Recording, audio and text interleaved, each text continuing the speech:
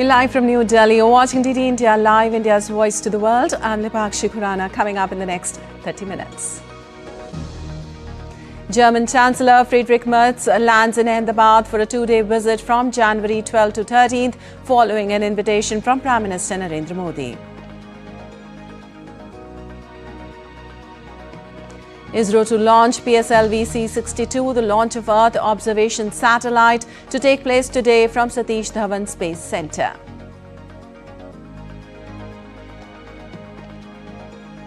Iran protests enter third week as Trump considers military options. Iran accuses US and Israel of fomenting trouble.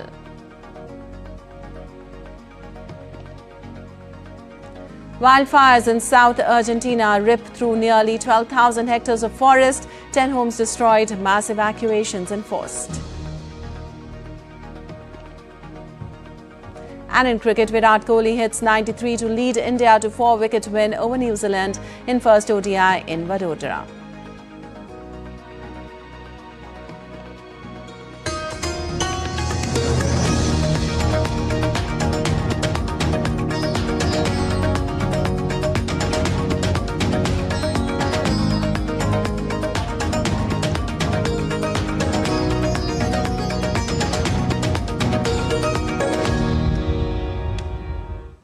And on to the details now. German Chancellor Friedrich Merz arrived in West Indian city of Ahmedabad early on Monday morning on a two-day visit. This is German Chancellor's first official visit to India. The visiting dignitary will hold bilateral engagements with Prime Minister Narendra Modi. The two leaders will take stock of the progress made in diverse aspects of the India-Germany strategic partnership, which completed 25 years last year. DD India's Meghna Dev reports for more. Prime Minister Narendra Modi will meet the German Chancellor in Ahmedabad as part of high-level bilateral engagements between the two countries. The two leaders will visit the iconic Sabarmati Ashram in the morning. The ashram, closely associated with Mahatma Gandhi, stands as a symbol of peace, non-violence, and shared global values. The preparations of the visit are underway, with security drills taking place ahead of the arrival of the leaders. Sabarmati Ashram or Kite Festival Police security arrangements have been made at both Sabarmati Ashram and the Kite Festival. Traffic arrangements, including road closures and diversions, have been notified, and this information has been disseminated to everyone. More than 4,000 police officers and personnel will be deployed as part of these arrangements. The police are currently conducting rehearsals and making other necessary preparations. After the ashram visit, the Prime Minister and the German Chancellor will proceed to the Sabarmati riverfront to participate in the International Kite Festival. The festival is one of Gujarat's most prominent cultural events, when Ahmedabad becomes the epicenter of a spectacular celebration as it draws kite flyers from different countries, making it a global cultural event. Kite Festival has been happening since 1989, but during his time as the Chief Minister, it got a major facelift and it went on to become an international festival, with kitists being invited from all over the world with their unique and innovative kite designs. Last time we had footfall of more than 3.5 lakh people who had visited during the 4-day festival. Expert kite flyers from nations including Greece, Korea, France, Germany, Canada, Bulgaria, and several others have arrived to showcase their unique styles, innovative designs, and traditional kite flying techniques. We have single line kites, you can see in the background, for example, and also this one is Manta, a single line kite. We have freestyle kites here. And we also have inflatable kites, turbines, many different animals. From giant kites to artistic and 3D creations, the festival reflects the diversity of cultures represented in the skies. But I come mainly to see old friends and fly with friends. So I come and work with them, come and bring my own kites, share my experience, and just put some color in the sky. From last 8 years, we are representing Odisha, Gujarat. So there was an amazing experience, Every time there are a lot of flyers there, and we reunion and we fly kites, different type of kites.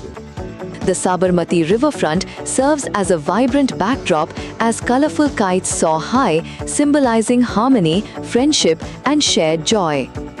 With kiteists from several states in India to several countries across the globe coming together and making this an even more special Uttarayan. What we also see is from the terraces to the gardens, to the fields and to the Sabarmati riverfront, there's one thing that's clearly visible, that's clearly palpable, is the excitement, the cheer, the chants echoing in the sky. With camera person Lakshman Rajput, this is Meghna Dey for DD India from Ahmedabad, Gujarat. And DD India's Amritpal Singh has sent this report from Gujarat on German Chancellor Friedrich Merz's visit to Gujarat.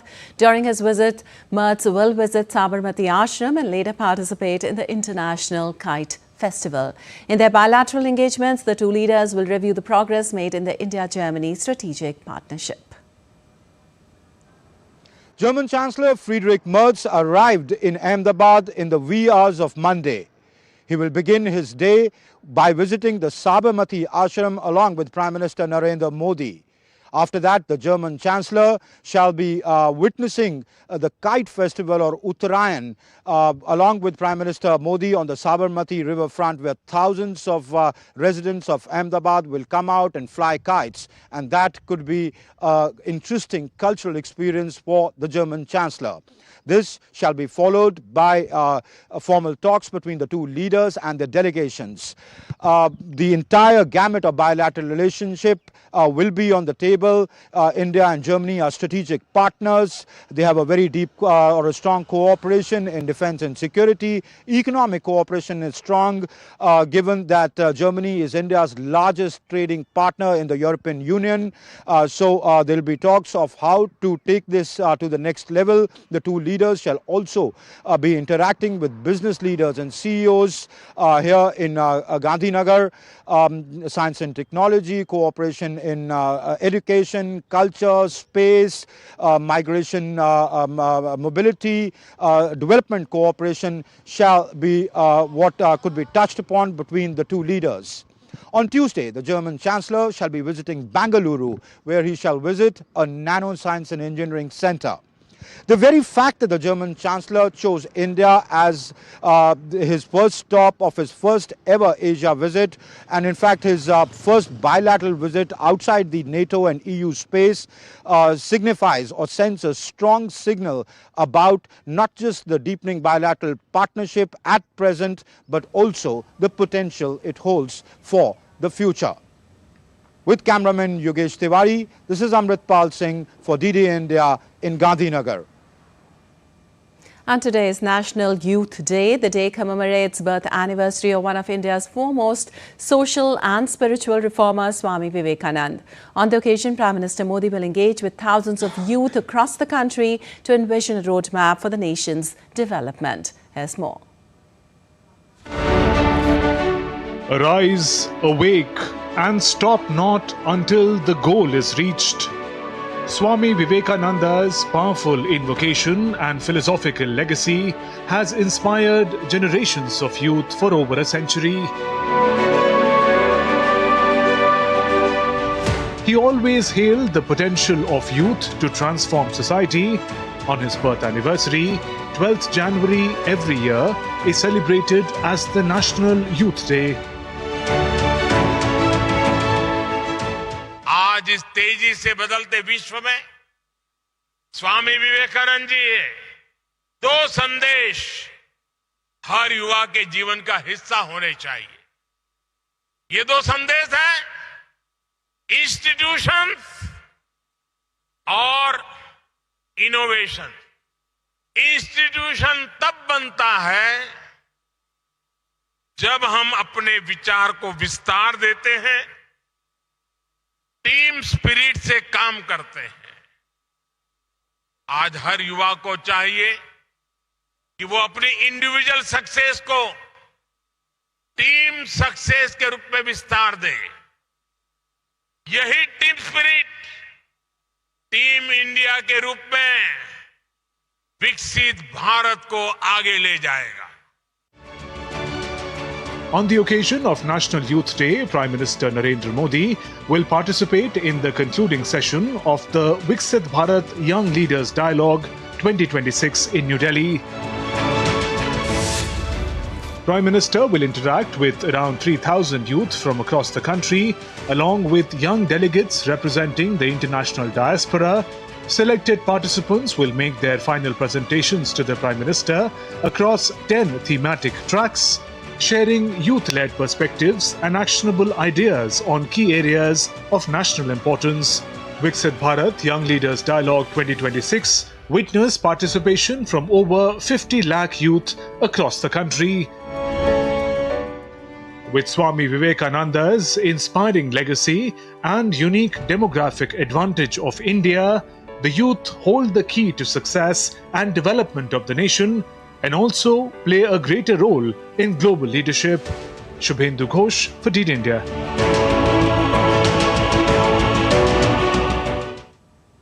And as part of the ongoing Viksit Bharat Young Leaders Dialogue 2026, 70 young students from Punjab engaged in an interactive session with India's Union Minister for Petroleum and Natural Gas on Sunday, contributing their ideas towards Prime Minister Narendra Modi's vision of a developed India.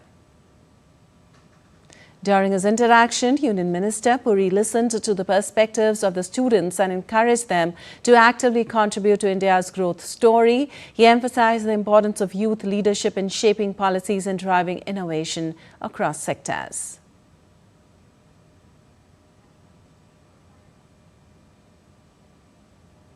And India's Electronics and Information Technology Minister Ashwini Vaishnaw will participate in the Critical Minerals Ministerial Meeting to be held on Monday in the United States. Minister Vaishnaw arrived in Washington, D.C. and emphasized that securing critical mineral supply chains is vital for India's goal of Viksit Bharat.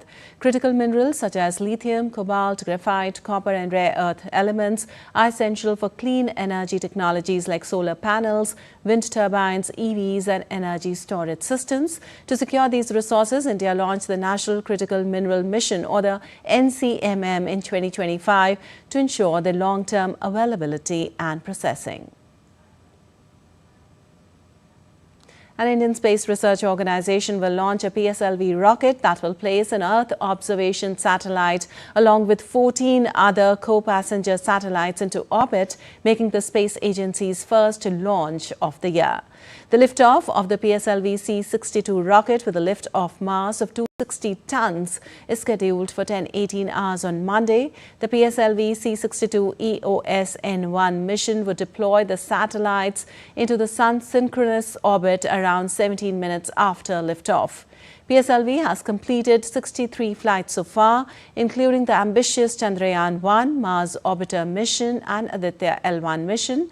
The previous launch of a PSLV rocket was the PSLV C-61 Earth Observation Satellite 09 mission launched on May 18, 2025.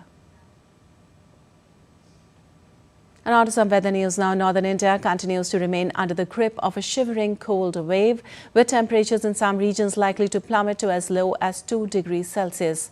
The Indian Meteorological Department has issued alerts for several states, warning that the combination of severe cold wave conditions and dense to very dense fog will continue to disrupt daily life across the northwest.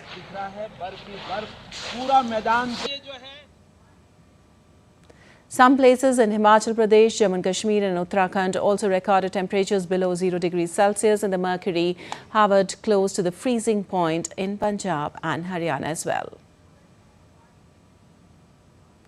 Kashmir continued to be in the grip of the Chilai Kalan 40 days of extreme cold, with Srinagar at minus 5.2 degrees Celsius.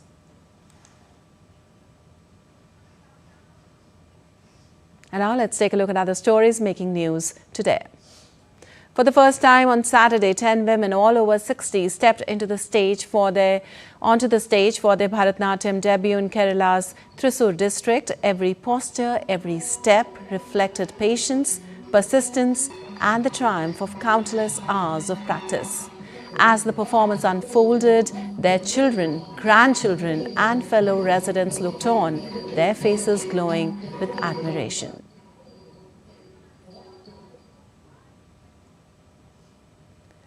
Old World cars came out for the 55th Statesman Vintage and Classic Car Rally in Kolkata on Sunday. The 30-kilometer rally showcased iconic automobile brands like Studebaker, Chevrolet, Dodge, DeSoto, Austin and Morris. Initiated in the year 1968, this annual carnival of vintage vehicles is a popular event in Kolkata's calendar.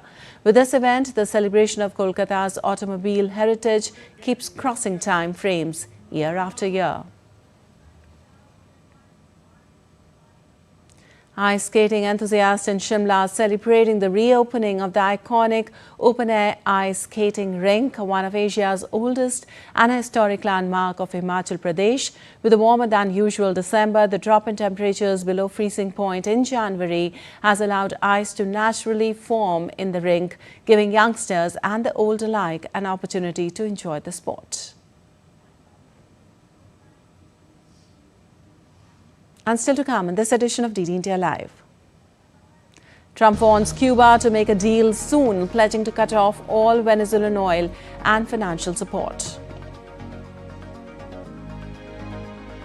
X faces global backlash as Grok AI floods platform with non-consensual images. Indonesia, Malaysia move to block chatbot.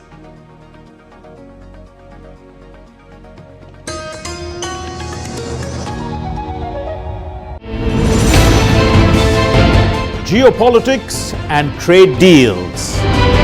Economic challenges amid development.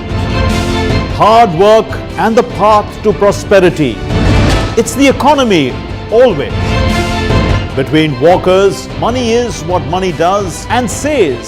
Supply creates its own demand. Between the bulls pulls and bears tears. When supply chains globalization and India rises to the podium. We'll get you centered with the economic brief at 8 p.m. every Thursday on DD India.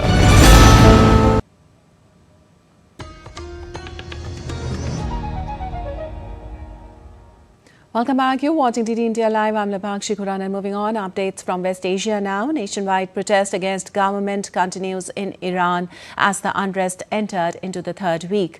The protest began on December 28th as demonstrations against soaring inflation and economic hardship, but soon escalated into tense nationwide unrest marked by violent clashes between protesters and security forces. The Iranian government on Sunday declared 3 days of national mourning for martyrs, including members of the security forces killed in 2 weeks of protest. Iranian state TV broadcast funeral processions in western cities, including Gatsaran and Yasuj, for security personnel killed in protest.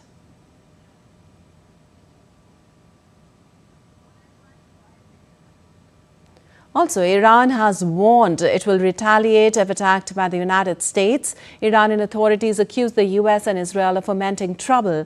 The state television reported that government called for nationwide marches on Monday. President Masoud Pezeshkian urged people to take part in a national resistance march to denounce the violence. Meanwhile, amid mounting reports of deadly crackdowns against protesters, U.S. President Donald Trump on Sunday said he was considering potential military action against Iran.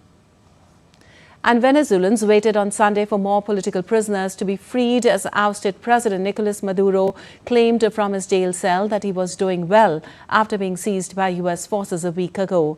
The government of interim President Delcy Rodriguez on Thursday began to release prisoners jailed under Maduro as a gesture of openness after pledging to cooperate with Washington over its demands for Venezuelan oil. The government said a large number would be released, but rights group and the opposition say only about 20 have walked free since, including several prominent opposition figures. Rights group estimates there are 800 to 1,200 political prisoners held in Venezuela. Rodriguez said Venezuela would take the diplomatic route with Washington after Trump claimed the United States was in charge of Venezuela. Maduro, meanwhile, claimed he was doing well in jail in New York. His son Nicolas Maduro Guerrera said in a video released on Saturday by his party.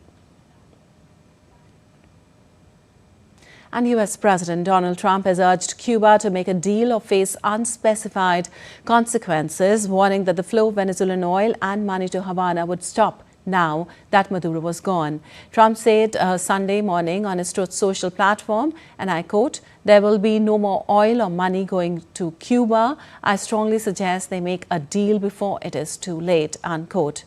He also said Cuba lived for many years on large amounts of oil and money from Venezuela. In return, Cuba provided security services for the last two Venezuelan dictators, but not anymore.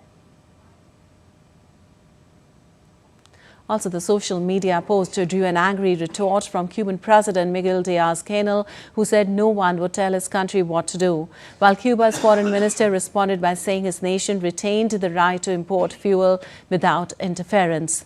Meanwhile, Venezuela's government, in a statement, called for political and diplomatic dialogue between Washington and Havana.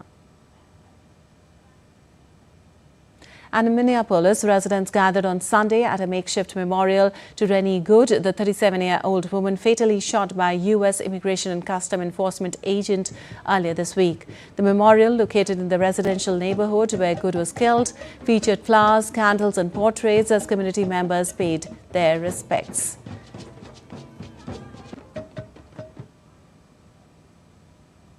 Well, the shooting has sparked a nationwide protest and intensified tensions over federal immigration enforcement. Dozens of protesters marched through Minneapolis on Sunday and gathered outside the Whipple Federal Building to decry the fatal shooting.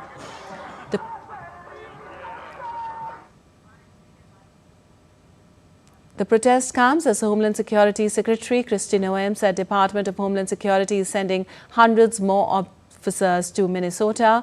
About 2,000 federal officers have been sent to the Minneapolis-St. Paul area, with additional deployments set to begin as more than 1,000 rallies were planned nationwide this weekend. Minnesota's Democratic leaders and the administration of President Donald Trump have offered starkly different accounts of the incident. Minnesota officials have called the shooting unjustified, while Department of Homeland Security, which oversees ICE, has maintained that the agent acted in self-defense.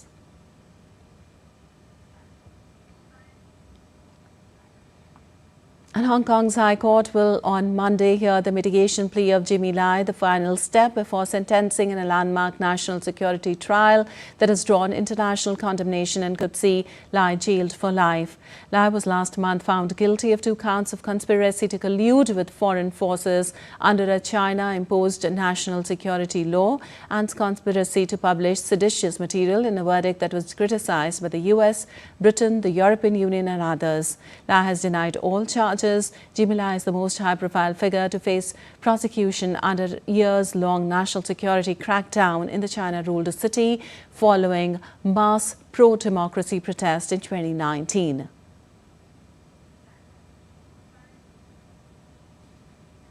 And forest fires in southern Argentina have scorched more than 15,000 hectares this week, the largest blaze burning since Monday near the small town of Ipuen in the Andes has charred some 11,980 hectares. Another fire of unspecified size is burning nearby in the Los Alaces National Park.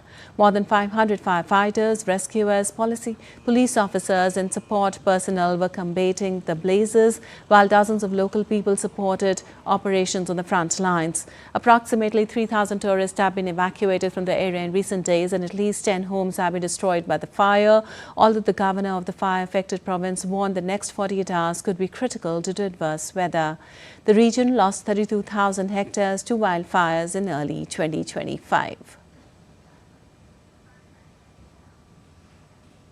And a Tunisian filmmaker, Zobair Zalassi, has won the world's largest AI film award for his film Lily, receiving a $1 million prize during the 1 Billion Followers Summit in Dubai.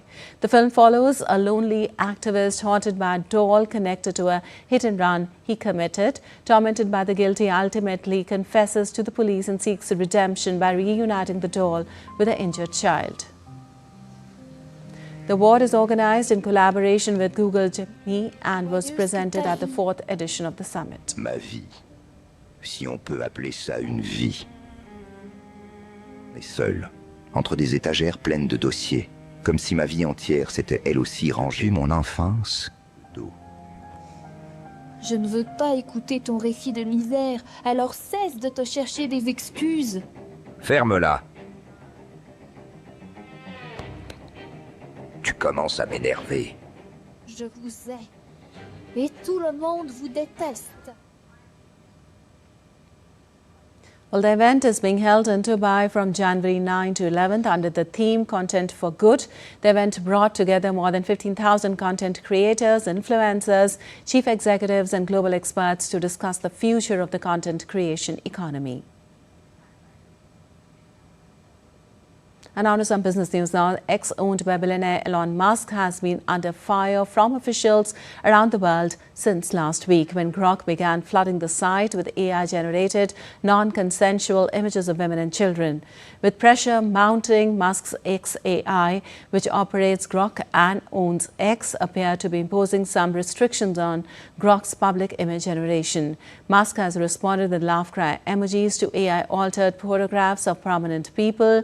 At one point, he blamed users for unlawful content generated by his chatbot, saying anyone using Grok to make illegal content will suffer the same consequences as if they upload illegal content. Indonesia temporarily blocked Elon Musk's Grok chatbot on Saturday due to the risk of AI-generated pornographic content, becoming the first country to deny access to the AI tool.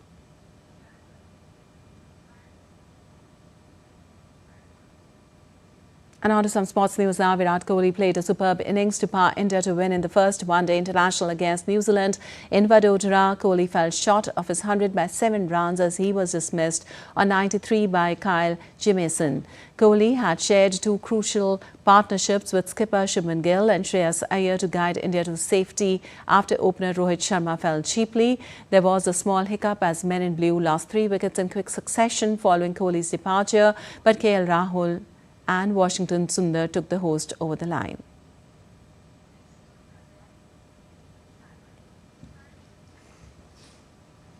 All right, that's all for this edition of DD India Live, but let us know your thoughts on the news of the day. For those on the go, you can get all the latest news and updates from India and across the world on the DD India mobile app. The app is available on both Android and iOS platforms. Scan the QR code on the screen to download now.